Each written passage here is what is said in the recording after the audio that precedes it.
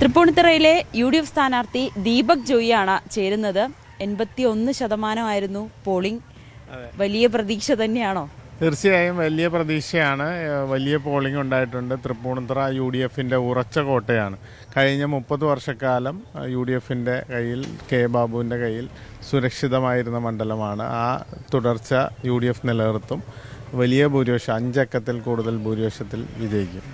അപ്പം കേരളത്തിൽ മുഴുവനും വലിയ രീതിയിലുള്ള പോളിംഗ് ശതമാനമാണ് ഉയർന്നിരിക്കുന്നത്. അതൊരു UDF തരംഗമായാണ് ക്യാമ്പുകളിലൊക്കെ പറയുന്നത്. അങ്ങനെ തന്നെയാണോ പ്രതീക്ഷിക്കുന്നത്? തീർച്ചയായിട്ടും UDFന്റെ തരംഗമാണ്. എപ്പോഴും പോളിംഗ് കൂടുമ്പോൾ സ്വാഭാവികം UDFന് വലിയ വിജയം നേടാൻ സാധിച്ചിട്ടുണ്ട്.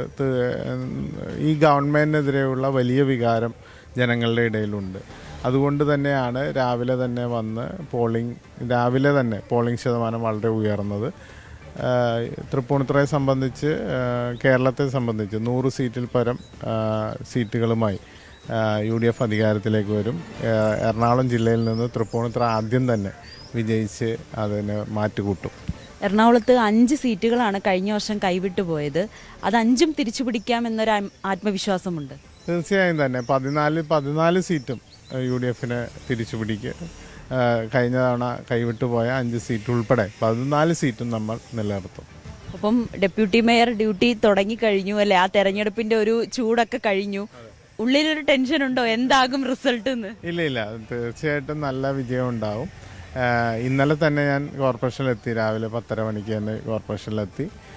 കോന്തുരുത്തി പുഴപ്പുറമ്പോക്കിലെ നിവാസികളിലെ ഇന്നലെ ഉച്ചയ്ക്ക് ഞങ്ങൾ 88 ഫാമിലിക്കുള്ള 14 ലക്ഷം രൂപ വെച്ച് 11.5 കോടി രൂപ അക്കൗണ്ട് ട്രാൻസ്ഫർ ചെയ്ത് കഴിഞ്ഞു. 4:30 മണിക്ക് മേയറും ഞാനും ഈ സൈറ്റ് വിസിറ്റ് ചെയ്തതാണ് ഇന്നലെ തന്നെ. ഇന്ന് അതിൻ്റെ പൊളിക്കൽ നടപടികൾ തുടങ്ങി. ഇന്നലെ നോട്ടീസ് പതിച്ചു.